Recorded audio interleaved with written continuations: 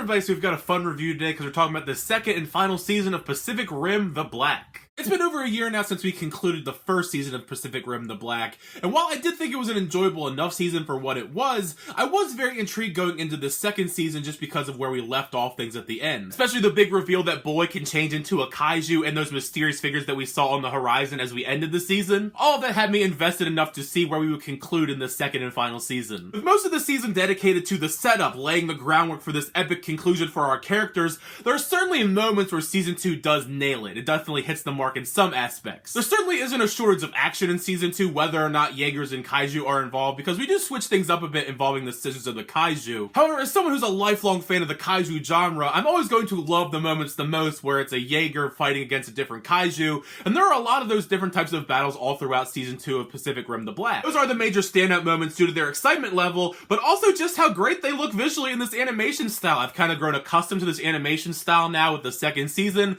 I think it's very visually striking, it's very unique, and I would love to see this style used more in other animation. We've seen a lot in recent years the expansion of these big franchises into animation, whether it be Godzilla or Ultraman or Pacific Rim. I think it's awesome. I think we need to see more of that in the future. Maybe get some better stories behind the animation, but the actual battles themselves, they're great. I mean, the Kaiju Action, there are a lot of different types of Kaiju in this second season of The Black. Some of these Kaiju, especially in the latter half of the season, they're extremely powerful, and it actually has you nervous to just see how they could survive these kind of battles. Because one Kaiju in particular, I'm not 100% certain, but I'm pretty sure category-wise, it's the most powerful Kaiju we've seen between the two films and also this show. I don't know about extended media and all that stuff, but I'm pretty sure out of like the films and the shows, it's the most powerful one category-wise. As for many of the other aspects of Pacific Rim: The Black Season 2, I went in with a lot of expectations and a lot of potential, and I have to say, all around, I was a bit underwhelmed by the story. It's not like a particularly horrible story or anything. There were several moments of genuine entertainment, but there wasn't a lot of nuance behind it. It was a very basic story. Of course, the main objective still is getting to Sydney, but Season 2's main source of conflict is the mysterious figures we saw at the end of last season, this cult, the Sisters of the Kaiju,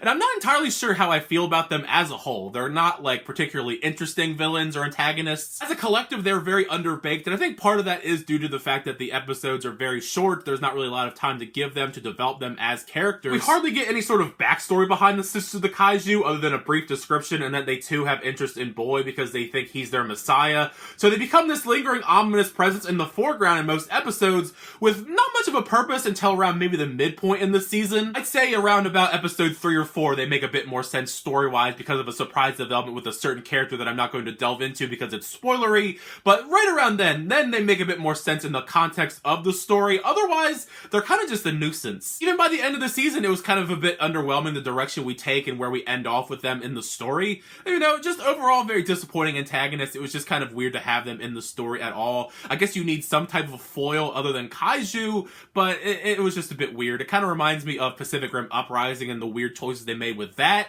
and I kind of feel like they kind of trickled down into this show as well. I kind of alluded to it already because it was a criticism I had in season 1 as well. It's the fact that these episodes, they're just too short. I mean, they're 20 minutes long, 20 to 28 minutes long at the very most. That's just too short for a story like this. Like, you need to at least have a little bit more meat on the bones for some of the stuff that we're doing in the show. There's just not enough time to build up the characters and develop a story because we're moving through everything so fast. There are a handful of moments in the season where it feels like we're trying to have an emotional moment, and there's not really a lot of time to linger or resonate with it long enough because the episode is already halfway over or about to end. There's still a handful of solid scenes between Taylor and Haley who, much like last season, are interesting enough to keep me invested in their journey along with May, but with a bit more time in every episode, I think we could have fleshed out their characters even more and made them even better developed characters, because out of the main cast, I think that May ends up being the one that gets the best development. I mean, I think she was one of my favorites in the last season as well, because Taylor and Haley are fine, but most of the season they kind of just bicker at one another. I mean, Haley really doesn't do all that much for most of the season, which is kind of annoying. About 99% of her screen time in season 2 is her just bickering about stuff to do with Boy, because most of the season May is actually controlling Atlas Destroyer along with Taylor. She's kind of like a backseat driver in a sense. One of the more frustrating elements about all of that stuff, the whole drama between Boy, the group, and the Sister of the Kaiju,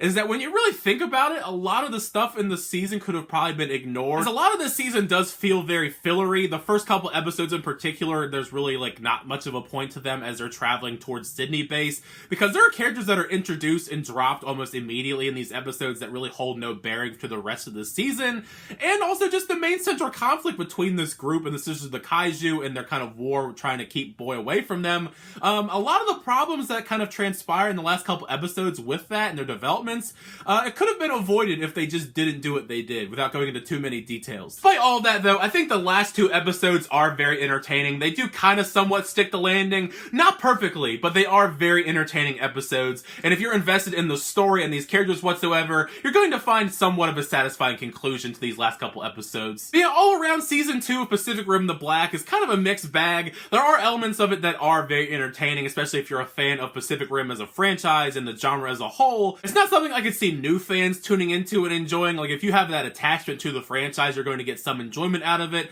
Otherwise, I would probably steer clear of this because, you know, there are a lot other better animes out there. I would love to see them continue and do other animes in this Pacific Rim universe, or just expand the universe in general, because of the fact we don't really have a lot of Pacific Rim media anymore. Either way, the second and final season of Pacific Rim the Black will debut on Netflix tomorrow, so if you are curious to see the season, make sure you check it out and let me know in the comment section down below what you think of the season. Did you like the season, not like the season? Do you think that this kind of stuck the landing? Did you like season 2 more than season 1? Either way, share all your thoughts down below. It's far the funnest to have that conversation with you guys in the comment section. Thank you guys so much for checking out the reviews. I do appreciate that. Make sure to like on the video. Also, subscribe to the channel if you haven't already. Should be reviews, reactions, unboxings, and more. For the next time, I'll see you guys later.